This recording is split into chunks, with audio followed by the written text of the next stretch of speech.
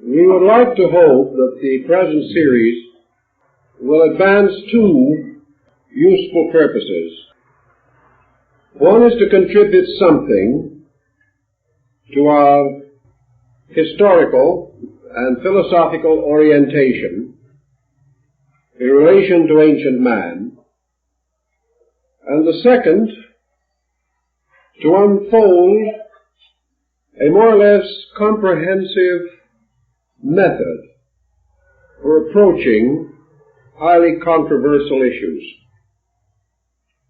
We know that the Atlantean hypothesis is held to be a simple, inevitable fact by some, who are unfortunately in a position where they cannot too strongly sustain their positions. It is also held to be a myth by others who have inadequate means of supporting their negative point of view. Thus, actually, we are in the presence of a mystery story, a story which must be examined in the weight of such evidence as is available, recognizing with Aristotle that rational evidence is acceptable in any learned group. In other words, the workings of the reasoning faculties can as truly and completely demonstrate a fact as so-called scientific method. Nearly all so-called scientific fact has either come from reasoning process or led to it. Therefore, the facts, apart from reason, lose most of their utility. But reason, if trained, may achieve facts not demonstrable on the level of academic observation or experimentation. Thus we must try, throughout this entire series, to estimate our values, to gather such evidence as can be gathered, to interpret it with a largess of spirit which is consistent with good sense, thoughtfulness, and thoroughness. We are not seeking to attain an easy believing, but also we are not interested in denying merely because others have denied, or doubting because doubts are fashionable. What then is our basic problem? This problem deals with the existence of a comparatively important culture group at a time which we would generally regard as prehistoric. Perhaps better we should say that this group stands in the dim dawn light between prehistory and history. The moment we begin to consider this period, we learn several important negative facts. The first is that in spite of our achievements in many branches of learning, we have not been especially successful in pushing back the boundaries of history. We divide the world now into two distinct groups or periods, one historic and the other prehistorical. About prehistorical eras in general, we have a fair knowledge. We know something of the primitive man. We have the Piltdown skull, the Neanderthal jaw, and things of this kind, which tell us that at a remote period the primitive ancestors of humanity lived upon this earth, struggled against the natural hazards of their times, fought monstrous animals, and perished into limbo, leaving but primary and rudimentary artifacts or remnants of their survival.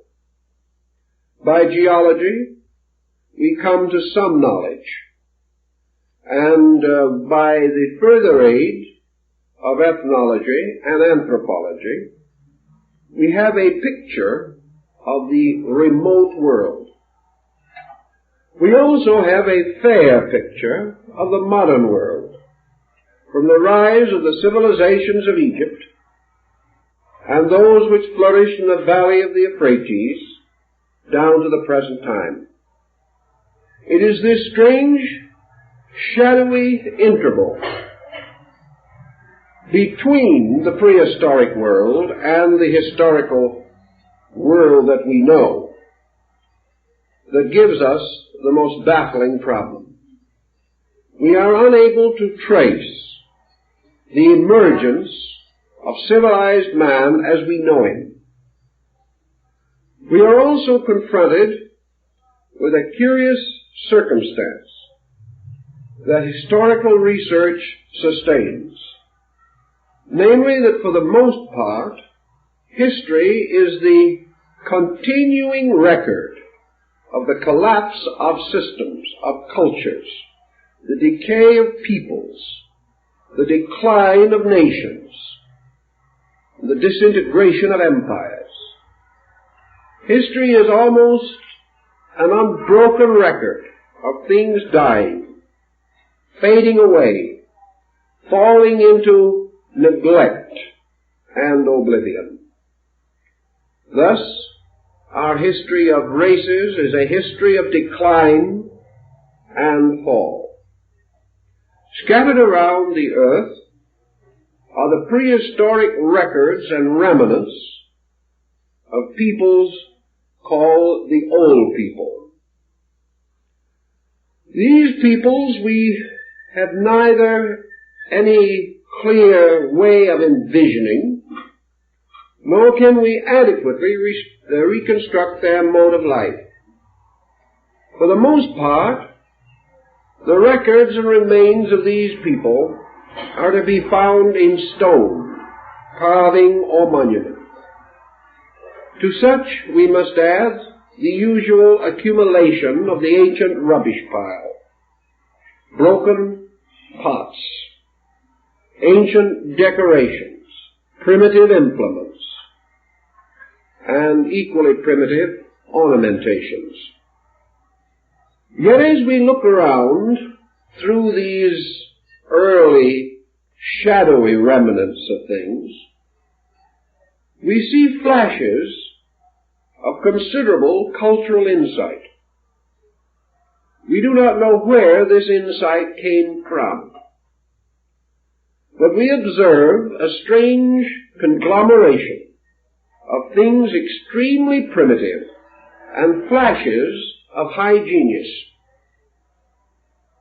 The artists who ornamented the interior of the caves of Spain and France with their prehistoric drawings were not, strictly speaking, amateurs.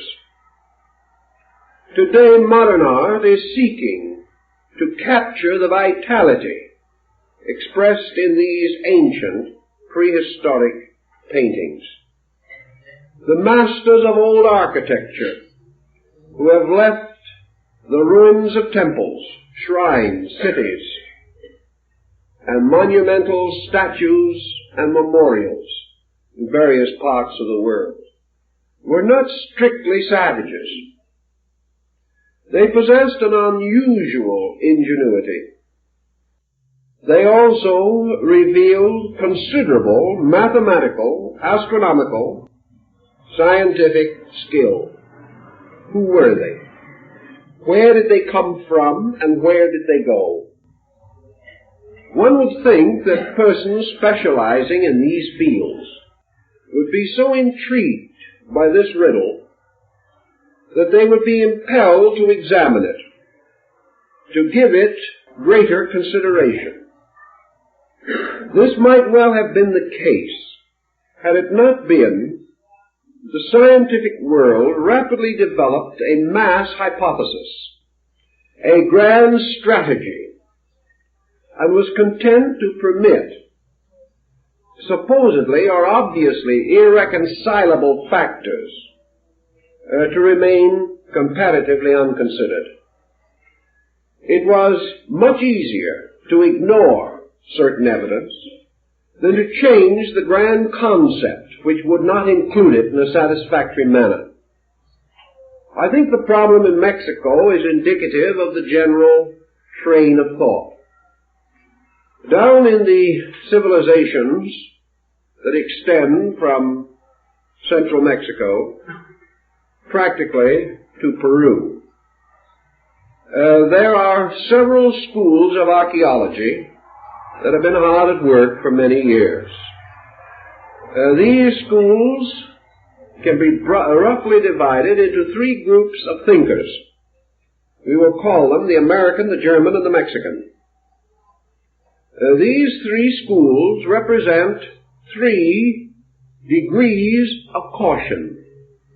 And wherever we come in contact with these groups, we have more or less the same experience. Not far from the city of Mexico are the famous pyramids of the sun and moon at San Juan Teotihuacan.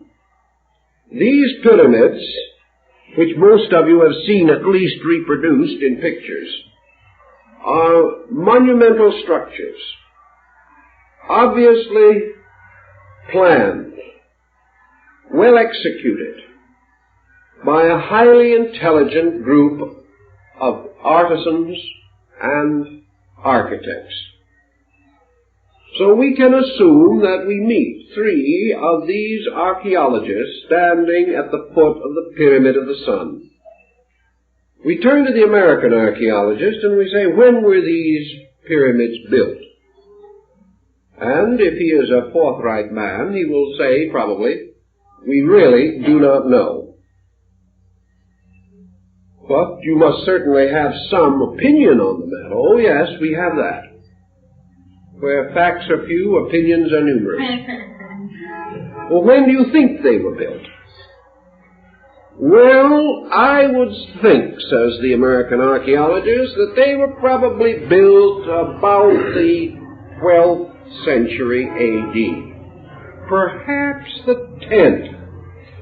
And if we want to get very, very optimistic and run into danger of strong criticism from headquarters, we can suspect perhaps as early as the 7th or 8th century. But certainly, they are post-Christian in their monumental construction. Well, why do you say that?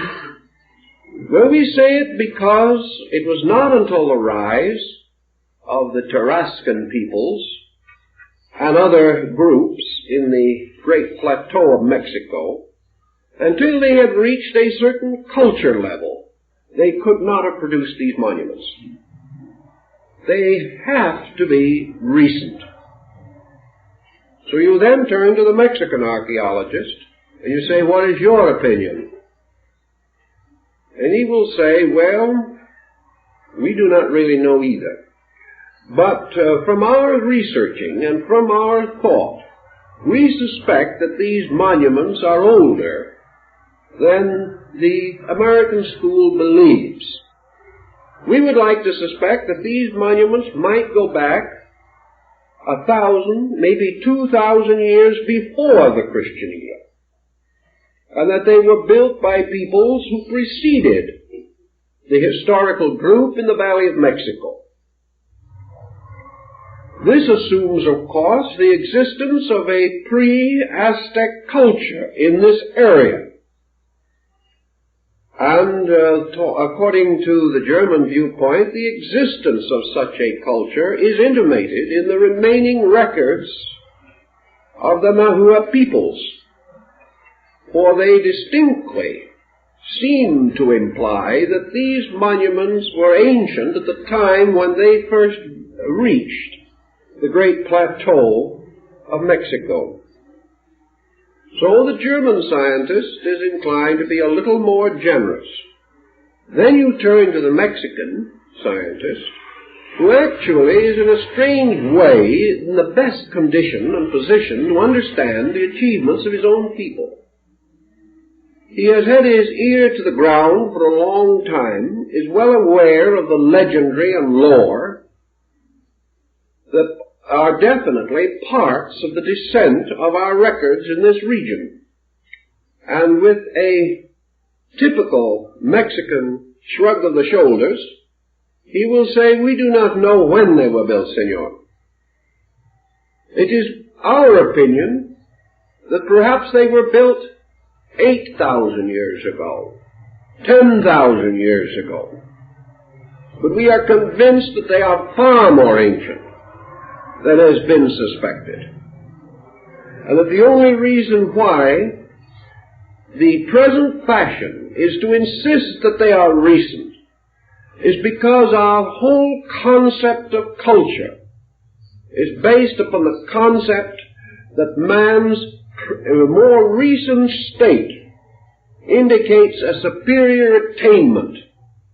Therefore, that the man of the dawn of time could not have produced such monuments. Our picture of him does not permit him to have such ingenuity and advancement. But remember that we have no picture of this man except the one we ourselves have invented, so that we are really locked by our own invention. We have come to a conclusion, and we are trying to make the facts fit into the conclusion. In other words, we are reasoning from a conclusion and not toward one. This is, generally speaking, the attitude in nearly all parts of the world relating to ancient monuments. The modern materialistic school insisting upon everything being recent. The more conservative Teutonic mind being a little slower to arrive at such an end or finding, and the native peoples, whether scholarly or unscholarly, uniting in the concept of an extraordinary antiquity to certain of their most famous monumental structures. We do, of course, in some cases, enjoy native records. Our present tendency, however, is to assume that most natives are liars from the beginning, that either they have no knowledge of their own antiquity or have gone off into romancing and into myth and folklore to the degree that their records are not reliable. Actually, however, when we go back beyond a certain point, we have only mythology, only legendary, and only lore. If we eliminate these completely, we simply have no contact at all with man prior to the dynastic rise in Egypt. Thus we can say that some of these buildings may be recent, some of them may be ancient. Explorations on the site of the great pyramid of Kukulkan at Chichen Itza on the peninsula of Yucatan now indicates one building under another, and various estimates of from 9 to 15 structures inside of that one temple have already been advanced, indicating a sacred site rebuilt or overbuilt many times over a vast period of history. Thus, by degrees, the need for a concept of a culture, a comparatively advanced culture, appears over the horizon as we begin to seek reasonable or rational explanations for familiar things. So much for the physical level of our functioning. Now let us move to an entirely different theater of consideration, a different area requiring penetration. We are completely confused as to the origin of language. We have some rather skillful thoughts about it, but still we are unable to explain a number of important things. We accept much, question little, and hope for the best. On another level, equally important, we are without any adequate knowledge as to the origin of the sciences that we now consider basic. Who invented mathematics and when? This question would really probably prove disconcerting even to the best historian of mathematics. We simply do not know. Wherever we find the person or the condition which seems to suggest origination, we immediately strike a legend, or immediately strike a statement of that person that his knowledge was derived from some other source. We cannot pin down the original of these different forms of learning. This is especially true when we turn from history to Stonehenge, or to the great Druidic or pre-Druidic monuments in Brittany, in France. Here, immense mazes, tremendous architectural structures, covering huge areas, and arranged with considerable mathematical skill, must certainly precede the periods in which we believed mathematics to be available to man. We are therefore searching religiously, philosophically, scientifically, ethnologically, anthropologically, for the beginning of the human race.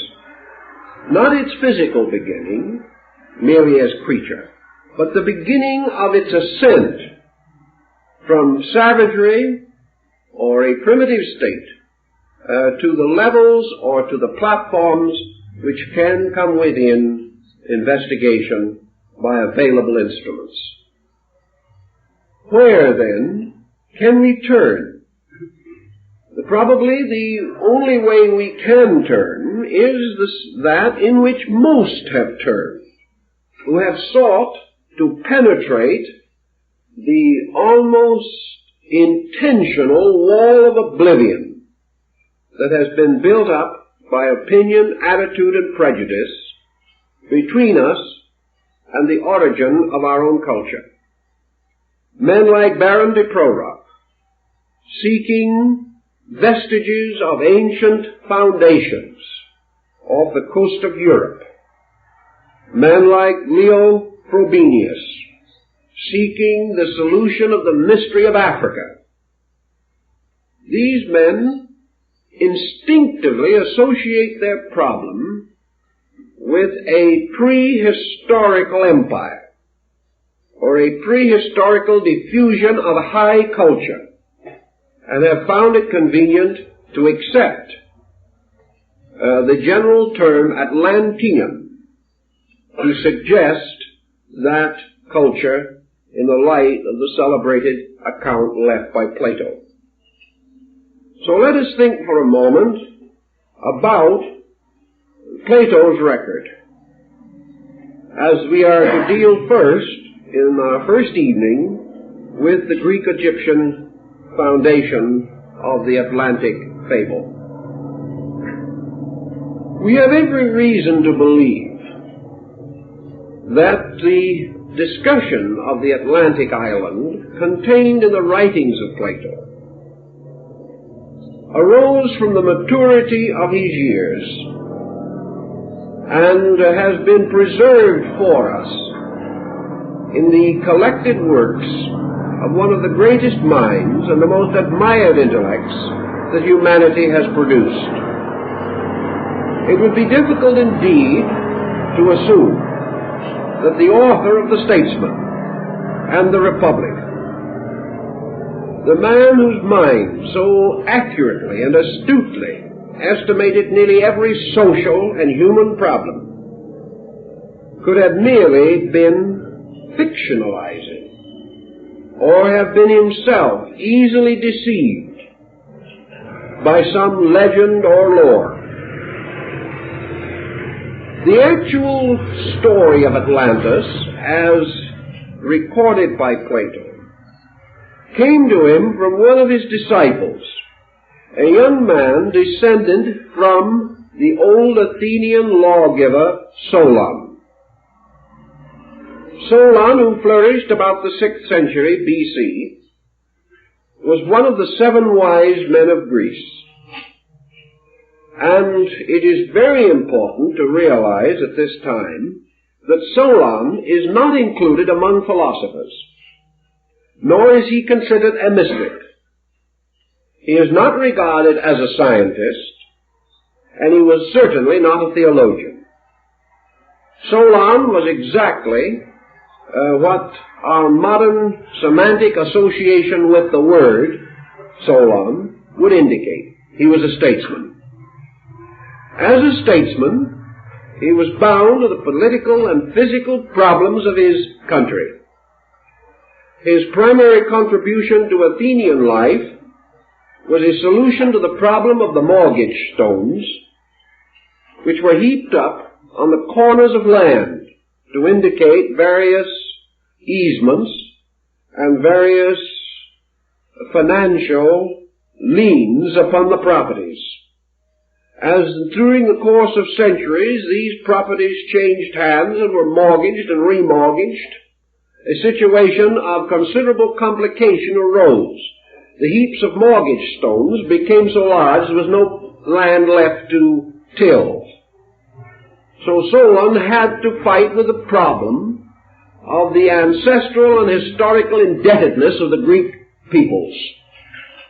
He solved this rather neatly, and also is remembered as the man who liberated the Grecians from the unhappy and difficult law permitting imprisonment for debt.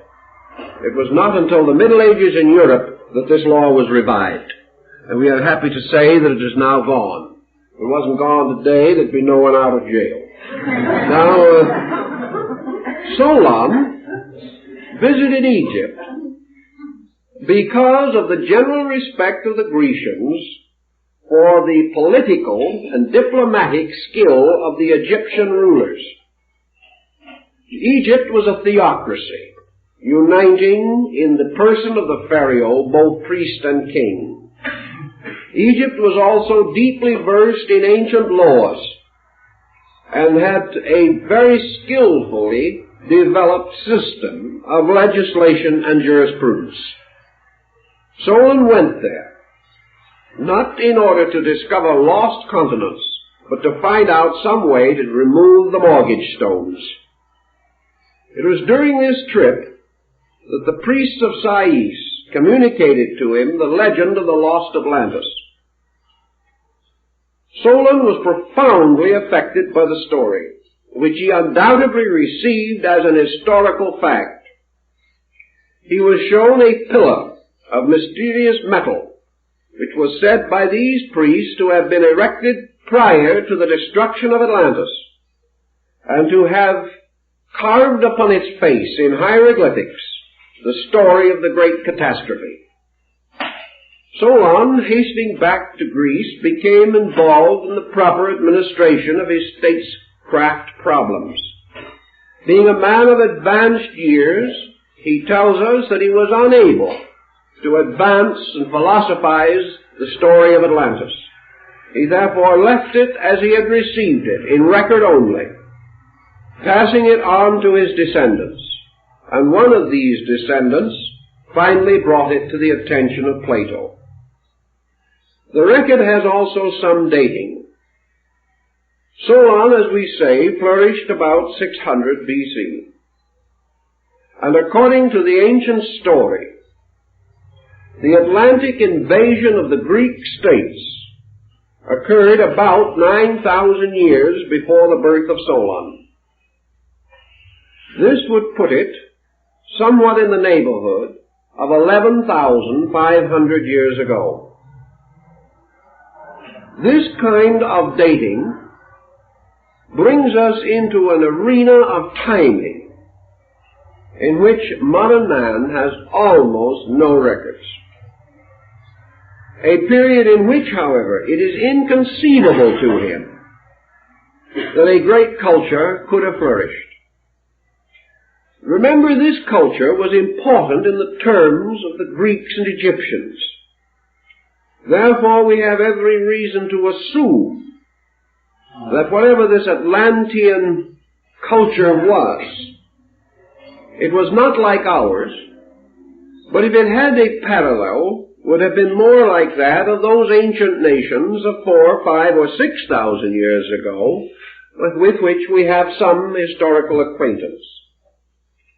According to the Egyptians, the Atlanteans attempted the conquest of Europe. And in the course of this conquest, they moved apparently without opposition until they reached the Greek area. And here they had their first serious adversary. During the wars and struggles which ensued, the Atlantic continent sank, leaving the armies that had reached Europe and undoubtedly had permeated a large part of the European area without a homeland, without any place to return. Also, undoubtedly, at that time, this disaster was far less significant than it would have been in terms of a modern military expedition. Even 4,000 years ago, and certainly 5 or 6, armies did not move as bodies of military people. They moved as migrations of total social groups. The army or the leader leading an expedition into a remote area carried with him all his worldly goods, his family, his livestock, everything necessary for his survival. It is quite likely that in many of those older campaigns, the original members of the expedition, even had they been spared or were they spared in war, would never return home.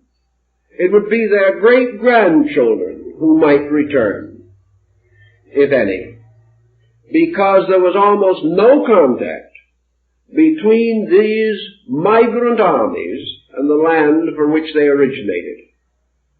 They might well settle in some new region and never go back, becoming the nucleus of a new culture group.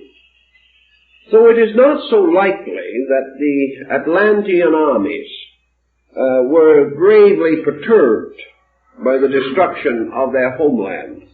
They may have already been away from it 100, 200 years, with little memory by descent of the original area, and that memory already highly dramatized and romanticized. Plato and the Egyptians both fail to tell us what happened to the migrant armies of the Atlantean expeditionary forces. Obviously, they could not go home. They seemed to disappear, and they disappeared at time thousands of years before the Trojan War. Some have advanced the possibility that these Atlantean migrants finally come into historical memory as the Egyptian people, that perhaps the Egyptians were these Atlanteans, that they gradually took over this area, bringing with them the cultural background of previous achievement. This might explain why we have no clear evidence of the origin of arts or sciences in Egypt. Why it also happens that the earliest Egyptian records indicate a people highly advanced, culturally, scientifically, philosophically, and religiously. We do not know where these people came from, nor do we know where the Atlanteans went.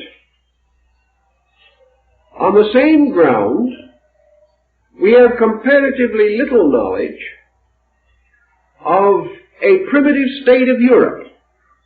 We have some, we can envision the Europe of the Goths and the Vandals.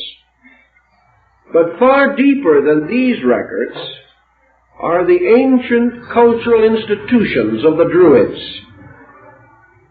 and of the various bardic orders that were behind the common ways of things. The Druids were a very learned people, as Caesar testifies. Where did they derive their learning? It has been common to assume that they had some connection with Asia. How? Where? When? None of these questions are adequately answered. Solon, in his legend, or the story which he received, therefore gives an almost starkly simple report that at a certain time these invasions took place. He does not dramatize them in his own story in any way whatever. Nor does he imply that the Egyptians, a rather factual people, dramatized the story. They presented it to him as a simple historical account, but unfortunately did not give him the details which might have clarified the whole issue. Later, when the descendant of Solon provided the material for the famous dialogue, the Critias, of Plato, we find the master of philosophy moving in upon the fable. Plato gives us an account far more explicit than that of Solon, in much greater detail and with much more glamour. Where did Plato secure the material for this embellishment? No one knows. This embellishment, however, follows in itself a kind of pattern. It follows the pattern of Greek mythology. It assumes, therefore, that when the 12 deities divided the earth, that the seas and the great oceans were assigned to the deity Poseidon, and that from him and from his descendants came the mysterious empire of Posidonius. Thus, Plato, borrowing again from mythology, declares that Atlas, the man who carried the world on his shoulders, was an ancient Atlantean king. And Plato further, points out the tremendously vital code of laws given by Poseidon to his people and to his children, the laws which became the basis of the great legislative system of the Atlantean state. These laws, incidentally, are practically identical with those set forth in the basic code of the great Babylonian Chaldean system, the Code of Hammurabi. Thus we have Plato implying that a great culture, a powerful religion, important mysteries or secret religious institutions originated in this great Atlantean nation. Plato then explains to us something that, can it be demonstrated, would be of the greatest importance. He speaks strongly of the maritime achievements of the Atlantean peoples. The great city of the Golden Gates on the island of Atlantis was actually a vast harbor. And into this harbor came the shipping of the Atlanteans, who were a great mercantile people. Their boats and galleys and crafts went throughout the world, merchandising, bartering, exchanging, trading. Plato does not specifically state colonizing, but let us move it there for a moment and consider what might be implied. A factual story gives us some help. We know that the Chaldeans, at a comparatively early period, sailed along the coasts of Western Europe, reaching as far as Britain and the Scandinavian countries to engage in the merchandising of tin. And we know that wherever these ancient expeditions came and visited, they left not only the immediate objects of barter, but a cultural impact upon the peoples that they visited. In other words, wherever the Chaldeans bartered, they left something of their philosophy and their culture, further testified to by the experiences of Caesar in interrogating the wise people of Gaul and Brittany. Thus, the migration of a great mercantile project traveling into very far areas would certainly imply the establishment of trading centers, trading posts, outposts of one kind or another, and even permanent settlements.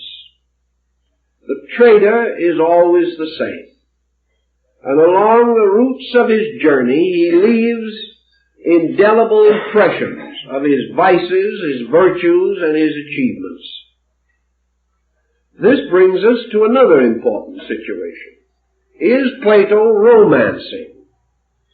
Was it possible for an Atlantean merchant fleet to travel any extraordinary distance? Two questions then present themselves. What was the general geographical state of the Atlantic area at this time? Assuming that the central mountains of the Atlantean continent island, which may have been nearly as large as Australia, perhaps this area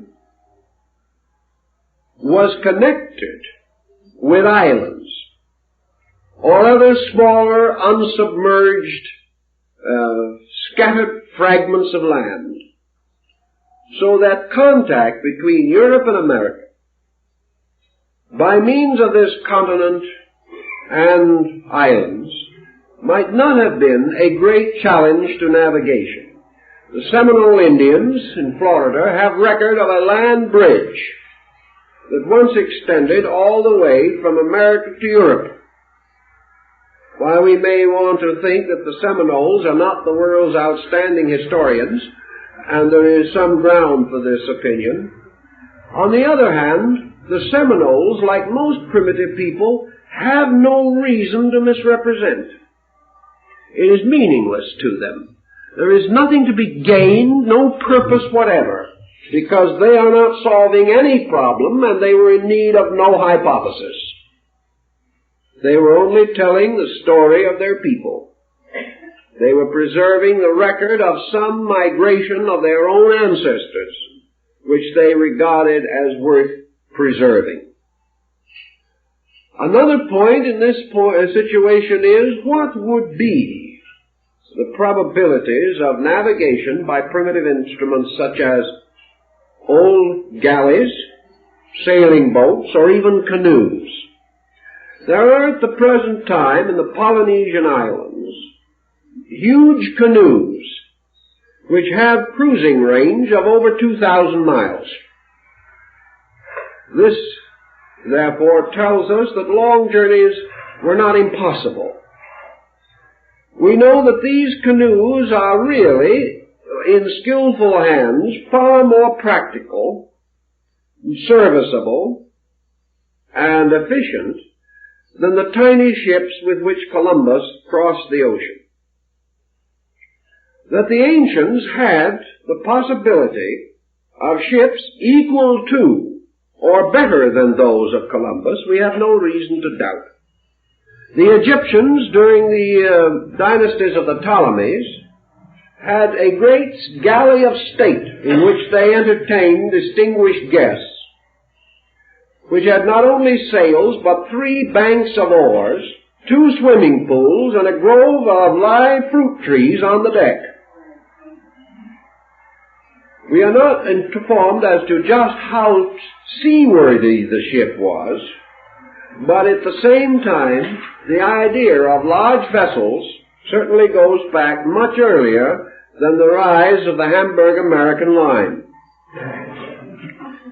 Also, it was not important that such journeys be rapid or immediate, because these people were not leaving relatives at home that they wished to get back to by the holidays. When they left, they probably never expected to return, so they took their relatives with them.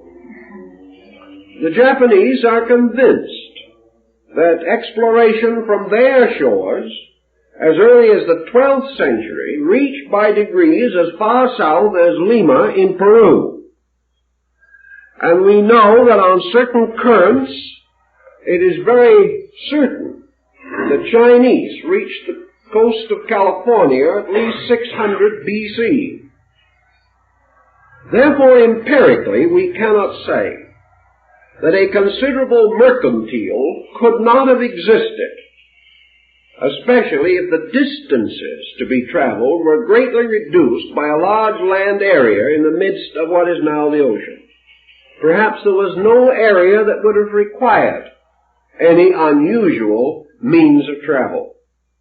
Even as we can follow the Aleutian Islands and things of that nature, and make a reasonably safe trip from the Western Hemisphere to Asia. These considerations, then, do not tell us that Plato would have been romancing unduly. He was aware of the strength of the then existing Greek fleet. He also knew of the Egyptian navy and what it had accomplished and what it could accomplish. He knew that people far less skillful and less strategically placed had also conquered a smaller sea of their own, the Mediterranean. All these things were matters of degrees, not involving any major policy change. Let us assume then for a moment that in the course of their mercantile activity, trading and bartering for some reason, Plato does not tell us what they were seeking to merchandise. Perhaps like many powerful nations, they had built up a great level of luxury in their own culture, and that their people and their nation, which probably numbered some 60 million at its height, was a tremendous market for rare and remarkable goods from strange places. And even as the Assyrians are known to have brought foods, spices, and fine fabrics 7,000 and 8,000 miles for their luxury use, we do not know that it could not be that the Atlanteans wished to trade in these materials for their own enjoyment or for the raising of their own cultural level. But almost certainly, some kind of colonization had to accompany a large expanding program of mercantile. We have in the more recent times of our own world the same situation arising. The expanding power of the British Empire in the 17th and 18th centuries resulted in a vast colonization program, the establishment of such groups as the Virginia Company, the Hudson's Bay Company, the East India Company, and others, for the purpose of distributing these various wares which could be gathered from other countries. The gathering of the material in these other countries required central storage areas, such as the treaty ports that were set up along the coast of China in the closing years of the last century. Such programs must have carried with them cultural infusion. Every colonizing program in the last 1,000 years has spiritually, morally, intellectually, and culturally affected all peoples involved in this colonization. And in spite of the fact that only selfishness may have dominated the original program, these colonizing plans have always finally resulted in the raising of native levels and have opened the way for the future independence of these once colonized and dominated groups. We have no reason, therefore, to assume that Plato was mad or completely impractical if he tells us something which we have seen repeated 100 times since, and have seen repeated by peoples of a much more complicated nature, and with situations that might have suggested other means of handling, but we have still followed the old traditional ways. If, then, it is conceivable that this Atlantic center did have a broad area which, like the spokes of a wheel moving outward from the central hub, finally diverged to an incredible rim area, we have one possible answer to the question of how almost completely isolated peoples, among whom there is no historical record of contact, and who have been separated by what appeared to be impassable intervals of mountains, land, or water, could have, at approximately the same time, been enriched by certain basic additions to their ways of life. In thinking of this, let us turn to some of these peoples. Even the Greeks do not or did not believe that they originated their own culture. They said that their culture came to them by a mysterious person from a distant place. If you go into the Polynesians, if you go into the Northwestern American Indians, or the Southwest Indians, or the old Iroquois League, or the Plains Indians, if you go into the Eskimos' culture, or to China, Japan, India, Persia, Syria, Assyria, Egypt, there is not one of these culture groups that will take the responsibility for having originated its own culture. This is important.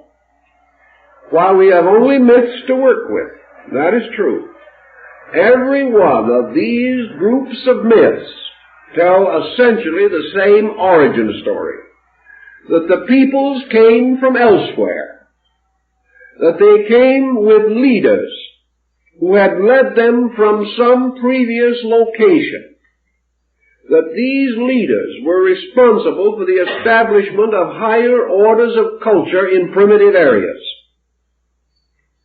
Thus, the natural or aboriginal peoples of these areas all insist that their cultures began with the advent of divine beings who came from remote places, from a long distance, from other lands. These remote beings did not resemble the people to whom they came. They wore different clothing. They spoke a different language. But in each case, they brought ideas. And from these ideas, the cultures of these local groups derived their impulse and their inspiration.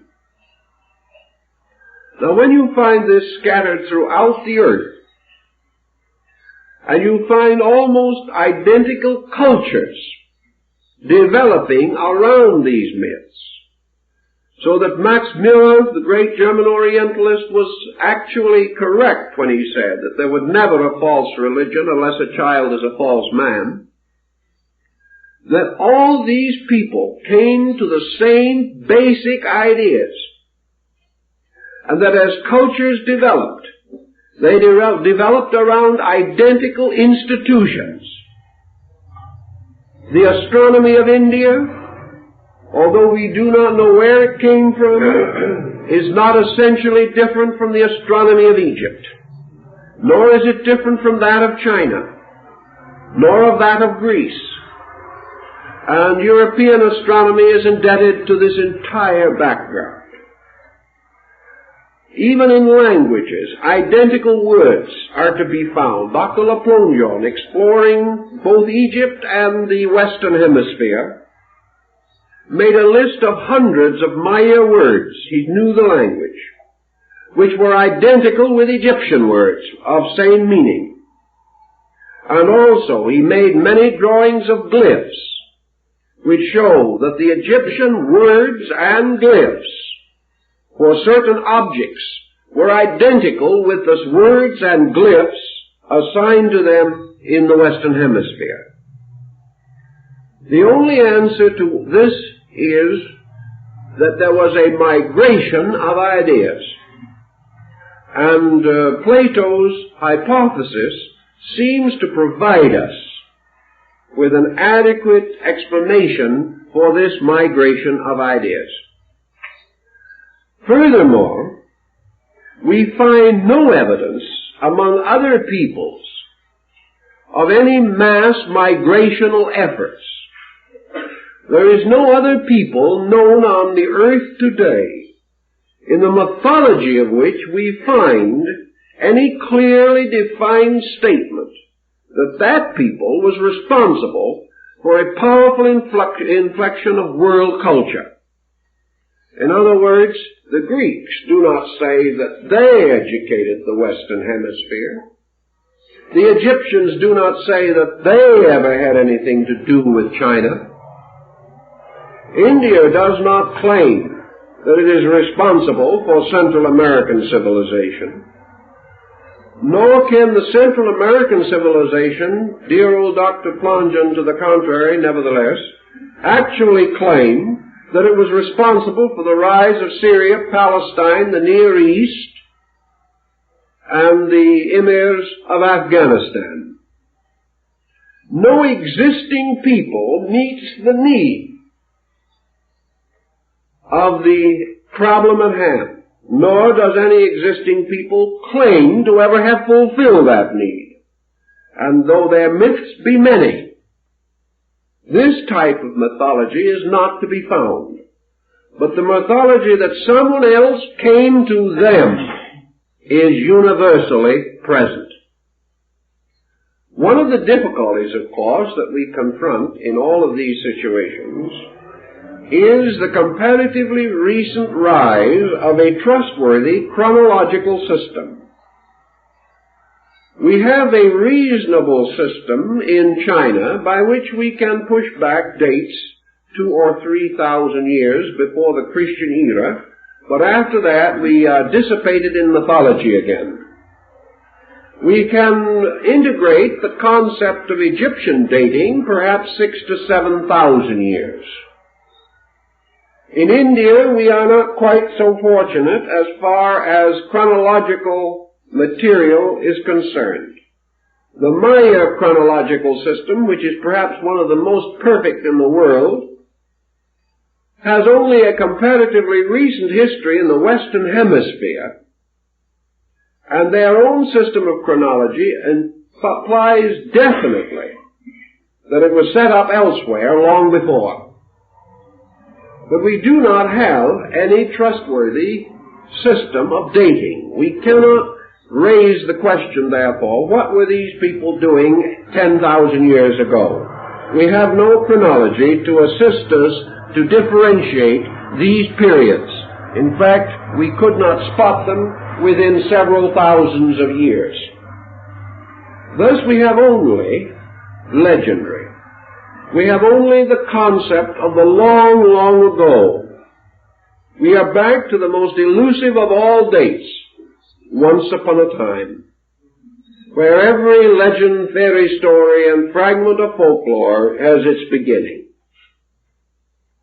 This once upon a time, however, has one interesting, demonstrable element. This once upon a time is related to area. and we are able to gather to some degree a picture of timing from location. We are not even able to fall back upon the trusty old tree rings, because we don't know which trees were there at the moment. We have no way of actually clearing this situation. We have only the broad picture of many peoples to whom things happened once upon a time. We do know, however, that this once upon a time was already in vogue and well used, being accepted as ancient lore as early as 7,000 years ago. We know that the ancient peoples of the valley of the Euphrates and of Egypt referred to ancient times in their earliest recorded works. So the historians and the storytellers of the old dynasties were using once upon a time just as we are. And this must imply that the term originates prior to the rise of these historical states as we know them. If then we shall assume some of these things, we must turn back now and try to appraise our Atlantean. What manner of man was this? Who was he? What kind of a person? Is it true that great scientists and philosophers and scholars flourished in this empire of the Golden Gates 25,000 years ago? Did some strange catastrophe wipe out the first spaceships, aeroplanes? Were these people great scientists? Are we merely struggling to regain what they once knew? It's all very dramatic, very interesting, very difficult. Actually, we have to develop our premises very largely from the only record that we have in the Near Eastern area, in the Mediterranean area, and that is Plato. He tells us that they had great laws, good laws. He tells us that they built a great temple to the deity Poseidon, and that in this temple was a magnificent statue of the deity, that these people worked precious metals, that they were able to plate the walls of their city with orichalcum, a mysterious metal of the greatest hardness, like the plates or scales of a suit of armor.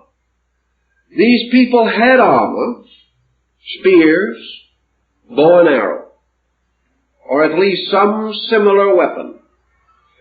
They were able to make war, and they were sufficiently aggressive so that it was not until the Athenians arose against them that they met any resistance in their migration. They domesticated the horse, which was sacred to the god, who was the ruler of their land. They possessed the knowledge of the tilling of the soil, and from the description of their harbors, their earthworks, their ships, their laws, their ancient hierarchical orders, the descent of their rulers, their princely and priestly families, their knowledge of medicine, law, and science, from all these fragments put together, we must have been in the presence of a reasonably advanced type of person. Now, this does not mean, by any circumstance, that we must regard the Atlantean as a miracle or a wonder of wonders. All we need to do is to see him standing in the background of the ancient world, standing against the background of the great dynasties of Babylonia and Egypt, standing perhaps almost like some vast pre-Egyptian in the midst of the city which he had built, the city of great monuments and pyramids, a wonderful city, on a wonderful land, fertile, which he was able to cultivate, where he had learned to gather the fruits of the fields and to sow the grain. He had gained much knowledge. It would be almost inconceivable that the gods of the islands would have written tablets, inscribing them with their instructions, and this Plato simply tosses in, had not the people had a written language. Nor would he be likely to refer to these achievements had they no histories or historical records. So we must assume that perhaps, as in the case of Egypt or Greece, that some at least of the Atlanteans were literate, that they possessed a written language and could preserve history, that they could also preserve chronology, and that perhaps they are some almost hypothetical Mayan, a learned person such as those met by Cortez when he arrived in the Western world and beheld for the first time the Venice of America, the city of floating ships and islands, ruled over by the wise and colorful Montezuma. Now, how do we gain any further knowledge of this? We gain it again by going to the myths of these circumference peoples, the mysterious beings who came to them in the dawn of time, responsible for their advancement and their knowledge, are always attributed as possessing such attributes as we have listed. In other words, they were persons wearing armor, apparently a kind of chain or scale armor, which caused them to resemble fishes. That these people also came in boats, that they could navigate, and that when they reached the land, they brought with them in every instance a culture level higher than that of the people to whom they came. The picture is therefore that at least in the area under consideration, this colonizing was into primitive regions, as was the case in the 18th and 19th century in many cases, and that these various merchants or maritime adventurers actually developed primitive peoples and secured from them valuable commodities. In exchange, they left the inevitable record of their presence. Perhaps they sent missionaries. Perhaps they established permanent colonies. These things we cannot know with certainty. Now, if this was occurring 10, 12, 14,000 years ago, 20,000 perhaps, what was the state of the rest of the world? What was the state of the rest of the world when Great Britain produced its colonial empire? It was not a world of Great Britain and savagery. It was a world of several great cultures, and a world in which, by its own peculiar nature and skill, Great Britain was able to create this vast mercantile commonwealth. Now, it is not at all necessary that at the time of the Atlanteans, no other civilized people existed. There is much to indicate that great migrations moving from northern Asia were also to be considered as important. For the beginning of the great Arya migration, which was to finally take the place of the Atlantean world and to dominate the culture which we now know, was certainly underway, moving into the theater of world affairs, down through the valley of the Sind and the great Indo-Gangetic plain of India. It is quite probable, likewise, that the migrations of this Atlantean area might have carefully avoided large and powerful nations that also had existence. It may never have reached them, having been limited largely to the great Atlantic area. Or it may have reached them and fraternized with them. We have no record that it warred with them. Plato would imply from his account that there was no such thing as war as we know it until it was developed by the Atlanteans, that they were the first mortals to engage in war. If such is the case, perhaps they were the first whose ambitions, perhaps towards world dominion, brought them into conflict with the ambitions of others, or brought down upon them the resentments of exploited groups or pillaged culture systems. However we may wish to view this, Plato then moves into a moral ethical consideration in which he points out that the destruction of Atlantis was due to the disobedience of the princes and their peoples, who departed from the laws which had been given to them by their divine father, the god of the seas. And as retribution for these errors, terrible catastrophes descended upon them, and they were destroyed. Plato's account ends at this point. No one knows why. It is possible that Solon's account also so ends, or that Plato, concerned with other essays, neglected this one, or perhaps purposely he intended it to go no further. In any event, we have the powerful concept of such a cultural center. This causes us then to begin to patch together the framework and remnants of the old cultures of the world, in an effort to discover, if we can, such common material as could well have been derived from a single source. We have considerable such material available to us.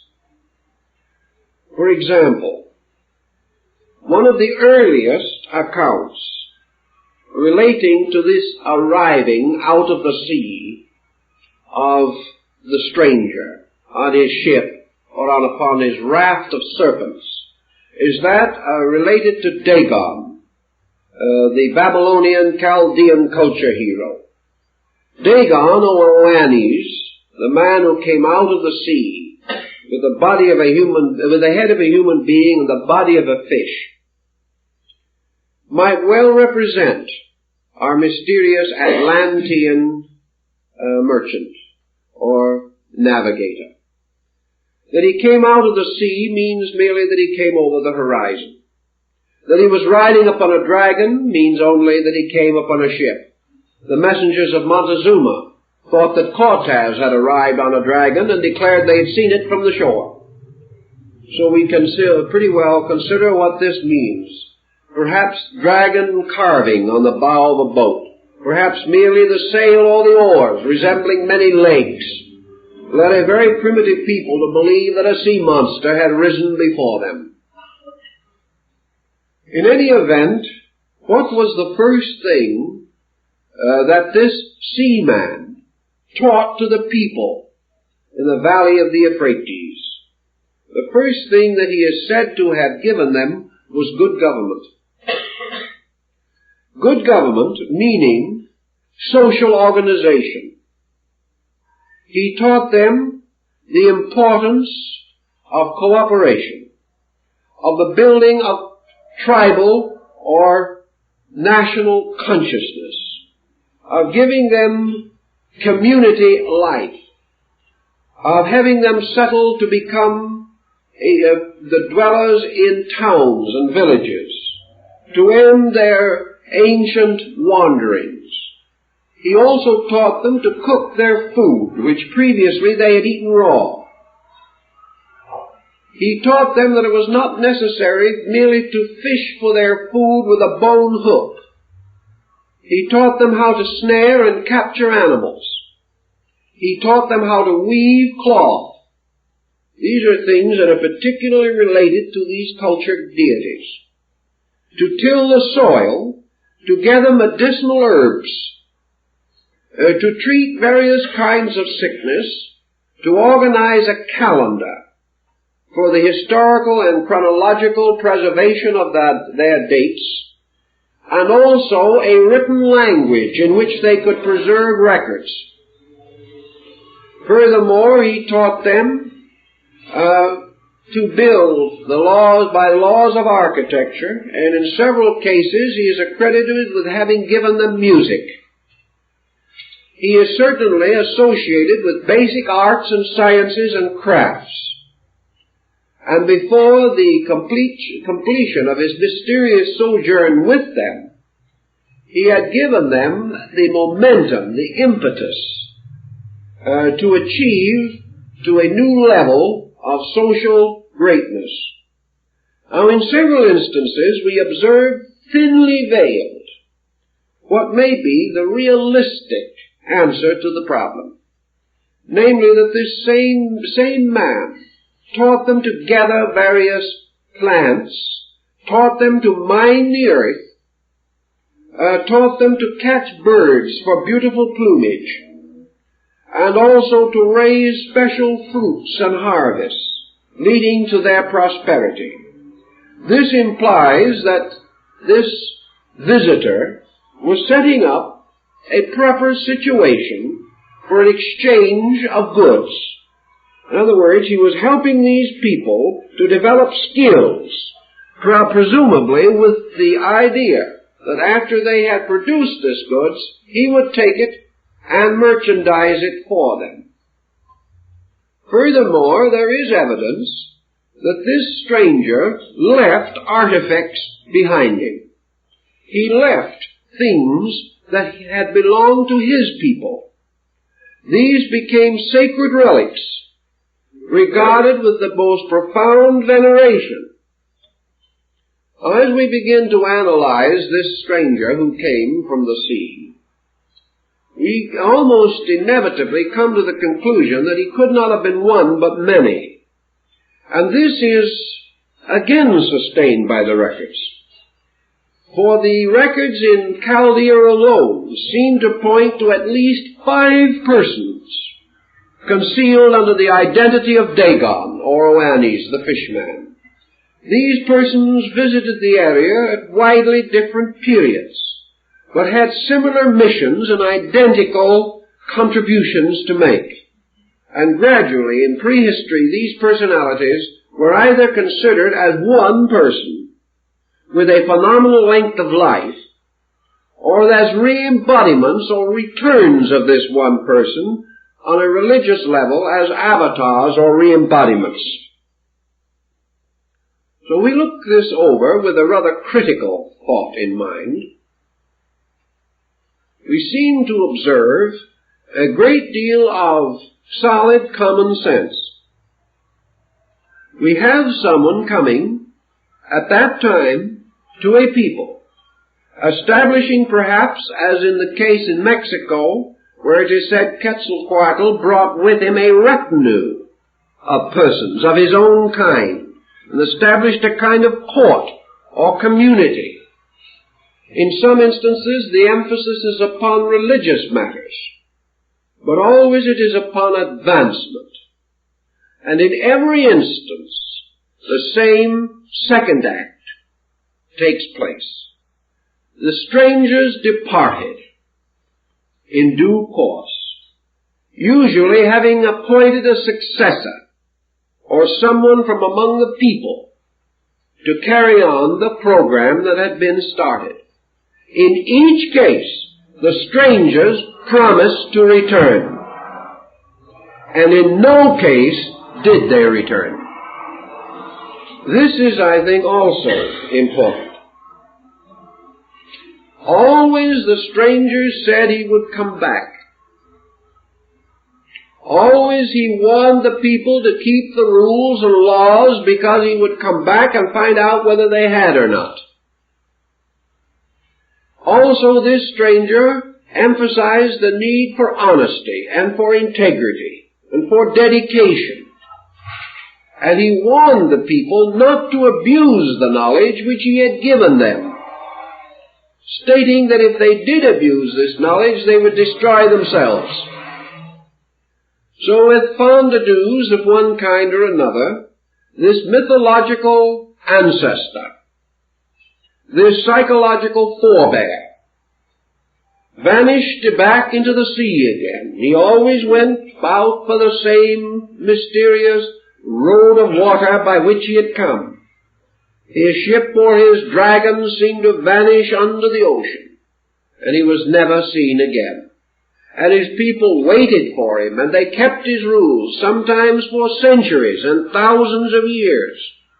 And many, even in the world today, whether we realize it or not, are still keeping those ancient rules and still waiting for the return of the hero who came out of the sea. Where you find this, maybe in 40 or 50 scattered culture groups, it has to have a meaning. There has to be something under it. We can say psychologically that perhaps it originates within man.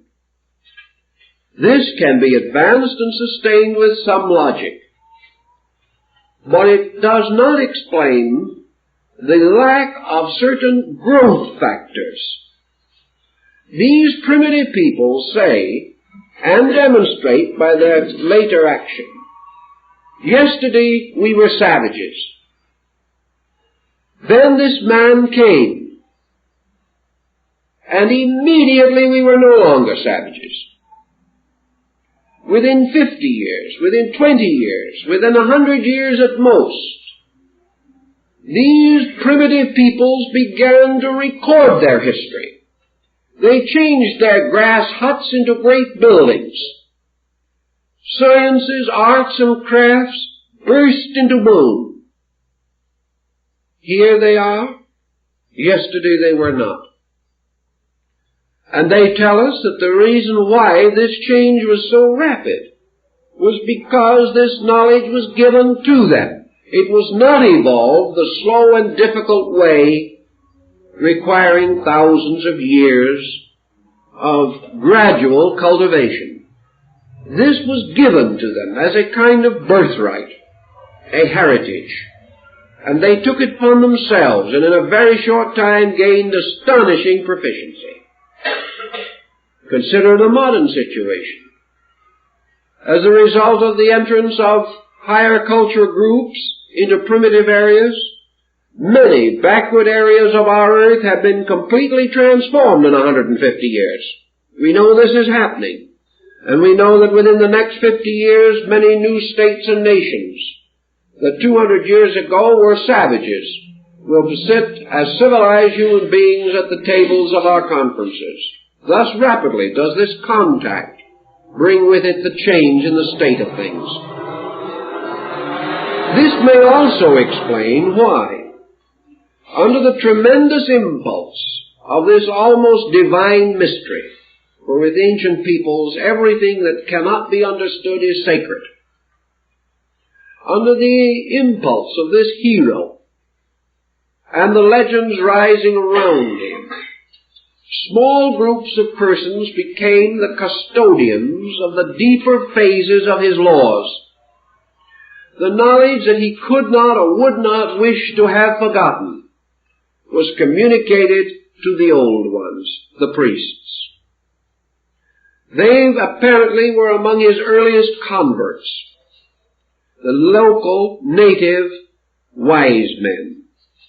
He formed them into schools, into a kind of group of elders, perhaps his form of a privy council, or of a legislative body to surround him and protect him and advance his projects. When he was gone, these legislators he had trained became the keepers of his wisdom. They are the ones that then proceeded to initiate young people into this body as time went on so that the secrets could not be lost. In some cases, the secrets were lost. Some cultures became totally extinct, and we have no remnant or record of them as surviving. In the stronger and more healthy groups, however, there was survival.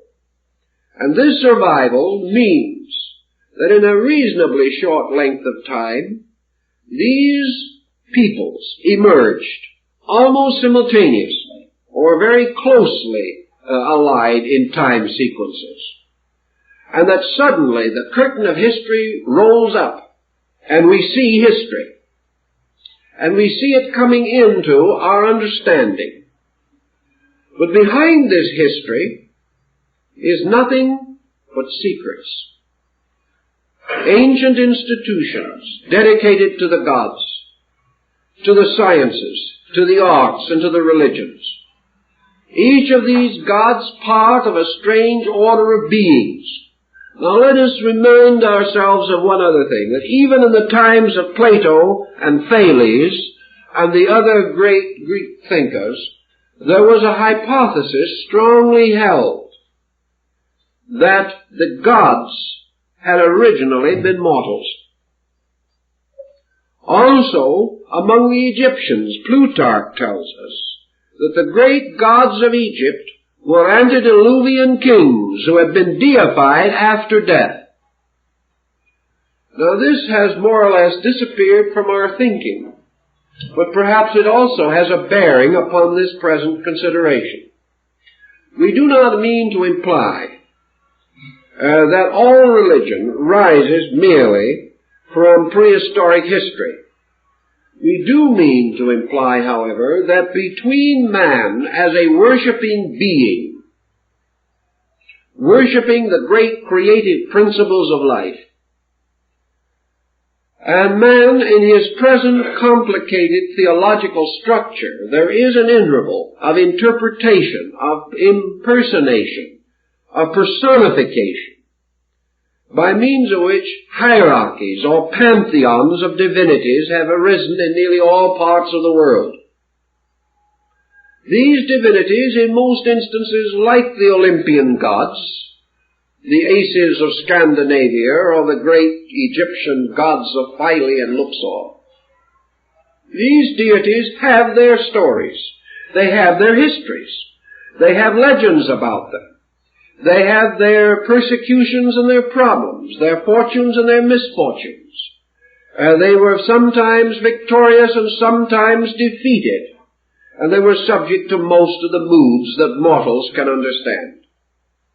The Egyptians and Greeks believed that these secondary orders of deities might very well have been originally human beings, living at a remote time and with unique achievements, by means of which they became the patrons and were recognized as divine by lesser peoples to whom they brought culture and enlightenment. This would again fit into our hypothesis.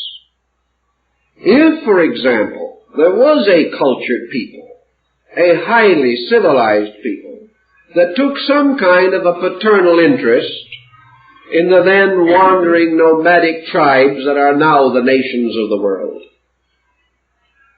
if such cultivated persons existed, we have no record of them whatever except in that mysterious account of the time when the gods walked the earth prior to the rise of the ordinary human way of life. Every people has this account. The account that once upon a time the gods were among them, taught them, worked with them, gave them their privileges, established their priesthoods, set up their monarchies, so that ancient peoples all believed themselves to have been descendants of deities, and even the Emperor of Japan believes that his dynasty goes back to the goddess Amaterasu Omikami, the goddess of the sun, a divine being from whom a human dynasty proceeded. Everywhere it is the same. Ancient rulers governed by the divine right of kings, and this divine right was by descent from the heavenly kings that preceded the human rulers. This thinking could take considerable interpretation, for it could well be that behind the history, this dim band that we cannot penetrate, is the band of these ancient gods. Now let us appropriate a scientific, philosophical, psychological thought. Supposing we assume that 6,000 or 7,000 years ago, primitive men, having attained, however, a measure of culture, began to contemplate their own origin. Suppose, for example, that the Eskimo or some of the Totem Indians had a long history and were going back to try to develop a concept of where they came from and who these great gods were from whom they were descended. If they could go back to the earliest forms of their legends, there's one important thing that we must bear in mind. It is very difficult for any people or even an individual to imagine clearly a state superior to himself unless he is in the presence of example. It is quite possible for a primitive man of today, having seen a civilized man, to imagine him. But if the primitive man had never seen a civilized man and knew of no other kind of creature than himself, it is very doubtful if he could have imagined a group of ancestors or predecessors sublimely superior to himself. He would not have known how to describe them or what to call them. He could not imagine the origin of his clan being any different from the world that he knew. Yet our primitive forebears, arising from a primitive state, all had a clear concept of the existence in the world prior to their time of a culture system supremely advanced beyond their own. Thus the Greeks, at their very dawn, contemplating upon the gods of the great Hyperborean range, or the gods who abode north of the winds, saw Olympus as a magnificent assembly not only of rather human gods, but also of great attainments, of great skill, and of supreme authority, wisdom, and power. The gods of Greece and Egypt were great gods, looking down upon their world. And those who first envisioned them and gave us the ancient legends about them give us legends of a highly sophisticated nature, totally inconsistent with the people among whom these legends arose. Thus we may question not only the spontaneous development of a people in an unreasonably short time by their own efforts, or that these peoples, while still comparatively primitive, would attribute their growth by imagination alone to a specifically cultured group superior to themselves. These things do not normally occur in human psychology.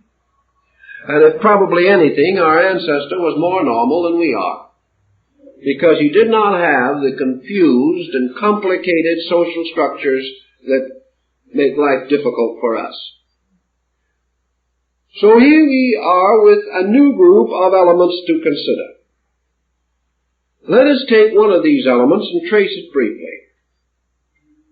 Where did our religious insight arise? When Quetzalcoatl reached the shores of the Western Hemisphere, the man who came on the raft of serpents, he brought with him the worship of one God. When the ancient Oannes came to the shores of Babylonia, he brought the worship of one God. When Fu-He, the great primitive ancestor of China, the man born out of the body of a fish, who rose from the sea and gave to the Chinese the mystery of the trigrams and the great writing, when he came to them, he brought to them the worship of one God, Shanti, imperial heaven. When Vishnu, in India, in the embodiment of the first avatar, born out of the body of a fish, and so created to rescue the law which had been carried to the bottom of the ocean by a demon. When this being came forth to become the inspiration of the great Puranic literature of India, he taught the worship of one God. When Virakaka came to Peru, he taught the existence of one God. And wherever we go, it is the same. These primitive peoples apparently had worshipped idols, or had worshipped fetishes, or had merely the primitive juju magic of the Vuitton and the African primitive. But immediately, these leaders appeared. They brought the message of the one true Father. They taught that this Father was invisible. They taught that this Father was not embodied, but that this Spirit dwelt everywhere, in everything, and the Incas of Peru worshipped it by kissing the wind. They also believed in the importance of light as the symbol of the invisible power. And the Peruvians had a concept of the sun almost identical with that of Akhenaten in Egypt nearly 2,000 years earlier. Thus, this power that came, this teacher, brought basic religious ideas. These ideas spread wherever this teaching spread. But the spreading was confined to levels. And as Plutarch also tells us, the candidate for initiation into the mysteries was ultimately initiated into the mystery of the one true God, not known to the people, but having been given to the mysteries by their divine founders long before.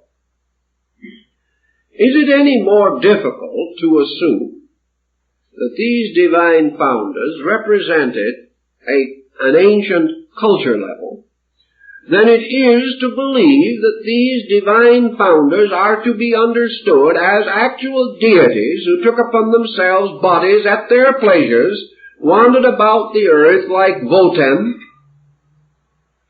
and instructed a few whom they pleased? Is one hypothesis more difficult than the other?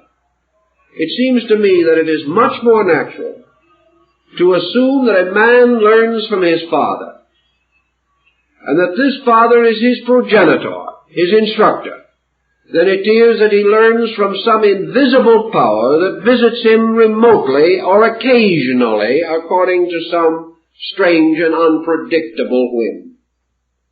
So it would appear very reasonable. Now, if these teachers from far places had brought only abstract ideas, we could say inspiration, instinct, intuition would be applicable. But when among a widely diversified group, specific technical knowledge is communicated simultaneously over large areas, we must begin to question the pure intuitive hypothesis. It seems far more reasonable to assume that these teachings were derived from some previous and adequate source that had the means to disseminate such instruction. Now, if we assume also that these teachers at a remote time returned to their own lands, or that the great mercantile centers which they represented were destroyed, then we have several possibilities. If, for example, during the height of the British colonial theory, the British islands themselves had sunk, it would not have meant the complete dissolution of all these different colonial projects. It would have meant, rather, that these projects would have been thrown upon their own resources, and in varying degrees of preparedness would have had autonomy thrust upon them. It would also mean that such travelers, merchants, scholars, missionaries, humanitarians, as survived because perhaps they were either on the sea or in these distant regions at the time of the catastrophe, would be required to establish new domicile, and probably would remain with the groups where they had created areas of prestige. Thus we may have a phenomenon which is noted among ancient peoples, and that is the curious differences between what might be termed certain aristocratic families within a racial group and the structure of that group itself. Sir Marco Polo, who visited Angkor, the great Khmer center in Indochina, the ruins of which are another unsolved riddle, declared that it was perfectly possible to tell the members of the aristocratic and royal family because of the complete difference in the color of their skin and in the structure of their features. Although these people had been born there and had ruled there for centuries, they were not the same stock. Now the legends in that area are also rather explicit, and the concept seems to suggest that in all possibility the Atlantean group may have lain at the root of dynasties in areas under their control or domination. That this group intermarried, or perhaps selected certain racial stock for the extension of its own sphere of influence, and that there may therefore be definite traces of Atlantean bloodstream in non-Atlantean peoples who were reached at that time, and whose achievements centered around certain heroic groups within their own structure, as, for example, the caste system in India. We have every reason to believe that this caste system was set up deliberately to prevent the mingling of the bloodstream of the Aryas from the north, who were coming down into India, and the ancient primitive stock of the Dravidians. To preserve the dynamic of the new bloodstream, the caste system was instituted.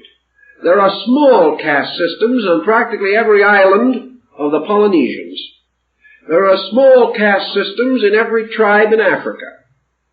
These caste systems seem to speak of the descent of certain families that had custodial rights at ancient times. And the proof that there was a setting aside is in the structural difference in these classes, a difference which cannot be accounted for by any difference of opportunity or environment, or any known difference of racial background. Thus we have the possibility, which has been long affirmed, that the religions of man came from these semi-divine beings, that these religions are all aspects of one faith, that this one faith, or the Vedas, the law, that this faith had its root in some central religious core, and may very well have been the religious code of Atlantis. It is very close to the pronouncements given by Plato concerning the nature of this code for the government of the Atlantic islands. Also, although Atlantis was an empire kingdom, the laws were such that they consoled Plato tremendously in the development of his concept of democracy. The liberties, privileges, and rights of the Atlantean peoples indicated a high degree of socialized attainment. This attainment could well be the impetus which caused other peoples, receiving it for the first time, to feel that it led them out of bondage and brought them a new vision, the dignity of man. This whole problem, then, would rest upon what would happen if this hub area, as Plato has described, was destroyed in 24 hours, carrying with it to death nearly 60 million human beings. If such a catastrophe occurred, it would mean one of 3 or 4 circumstances. First, the breaking down, the collapse of this colonial relationship, insofar as those more remote areas which were seldom reached and only occasionally contacted were concerned. Such areas would have only a dim legend at best of some strange person that came to them, changed their way of life, and never returned. The second group, where more permanent voyaging had set up some type of semi-permanent structure, would have the more clearly defined social impulse to go on, to build empire. A third group, in which perhaps would be involved some of these Atlantean survivors themselves, who thereby took on and took over the rapid progress of certain social and racial groups, might have resulted in the rise of the mythological kingdoms of the remote past, these brilliant and wonderful states that came out of nothing and flourished and gained so vast a reputation that men believed that they belonged to the gods. These Atlanteans who stayed could well have been gods walking among men, living with them, as Quetzalcoatl is said to have lived for many years, and finally either dying or departing. One interesting point in connection with this story is that although these gods did come and perform these services, and were apparently divine beings, most of them are reported to have died. 2 things. Either they went back to the sea, or else they remained and died. There are a number of accounts that they did remain and die. As, for example, the mound for the god Odin, or Wotan, which is still to be seen, the grave near Uppsala in Scandinavia. An ancient monumental mound said to be the graves of the gods. That these gods died of various causes is also suggested. And in some instances, the legends are so confused that it seems as though later generations, trying to preserve the heroic nature of these deities, did not wish to let it appear that they had died.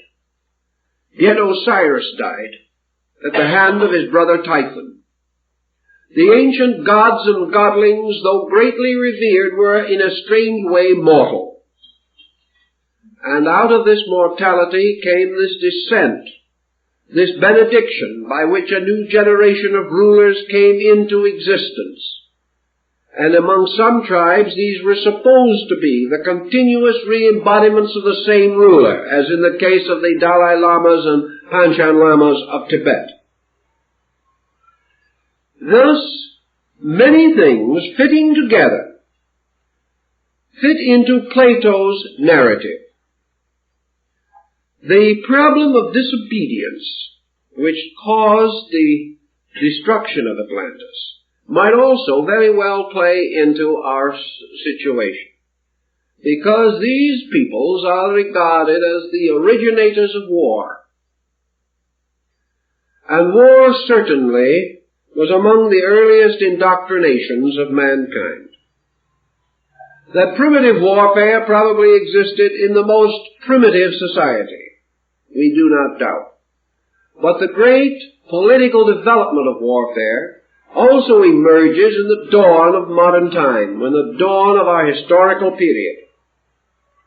Yet there are scattered about the earth's ancient battlefields in which highly trained troops went into war thousands of years ago, thousands of years before the conquests of Alexander and Caesar, and perhaps long before the siege of Troy. The machines of war, the instruments, and the political and military theories of war also come down to us from a long, long ago. All of the nations had these things, had them as they had the better gifts and wiser givings. And by degrees we see this emergence. We see a great period of glory at the root, at the beginning, a tremendous virility, a tremendous vitality of consciousness, the magnificence of Babylon, the transcendent beauty of the great classical civilization of Egypt, the wonderful glory that was Greece, the ancient grandeur that was Rome. We see the ruins of these great achievements, and we perceive also that by degrees these ancient cultures have vanished, and that in their place, in many instances, the peoples involved continually declined, so that gradually the makers of these great cultures vanished entirely. There are no longer any ancient Egyptians. The modern Egyptian is an Arab. His dynasty of old is gone, and history closed him off almost 2,000 years ago. Yet he had a great time and fell into darkness. Why were so many of these great institutions so blackened, so darkened? And why were still earlier ones, of which only myth remains, also always falling away into darkness? It seems that the great vitality of these cultures was imparted from some level of knowledge, from some measure of understanding, more dramatic and dynamic than has ever since come to the world. That these early impacts lifted men dramatically to a great achievement, and then came the story of life as we know it, the story which is nothing more than man drifting away from the truths he has learned, compromising, selling out his principles, leaving the ancient footings of ethics and ideals, transgressing the laws of the great beings who came to him in the dawn. They warned him that this would be their own destruction, but the people would not listen. They continued to fall away, so that our history is largely a falling away from the great spiritual foundations and a drifting into material accomplishments, a drifting perhaps which Plato could cover under his concept of another Atlantis, in which man is submerged by the sea of his own thoughts and is drowned in the processes of his own mind. In any event, this, I think, is the Greco-Egyptian core of our subject, the farther core from which so much else has to come, and upon which we must build our next consideration, which will be to begin the analysis and examination of the various records in various areas dealing with this subject and the effort we shall make to evaluate them. And we thank you for being with us.